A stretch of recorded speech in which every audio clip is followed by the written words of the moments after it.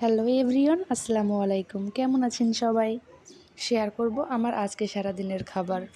তার আগে আপনাদেরকে একটু দেখিয়ে নিচ্ছি আমাদের ছাদের বাগান বিলাস ফুল গাছটা। কত সুন্দর, তাই না? তো আমি সকালে খেয়েছিলাম এই কলা আর পাউরুটি। এই কলা পাউরুটি খেতে দেখে কিন্তু আবার কেউ আমাকে অসুস্থ ভাববেন না, আমি একদম সুস্থ আছি। তারপর খেয়েছিলাম এই ছোট্ট সিঙ্গারাটা। তারপরে দুপুরে ছিল একটা ঝালঝাল ভর্তা, তিতা করলা ভাজি আর একটা মাছ ভুনা। আর সন্ধ্যায় খেয়েছিলাম চিকেন পপকর্ন, যেটা আমি নিজে বানিয়েছি, আর এটা খেতে খুবই মজার ছিল। আর সাথে নিয়েছিলাম একটু টমেটো সস, যেটা না হলেই নয়। চিকেন ফ্রাই বা চিকেন পপকর্ন যেটাই হোক, এটার সাথে কিন্তু টমেটো সস লাগবেই।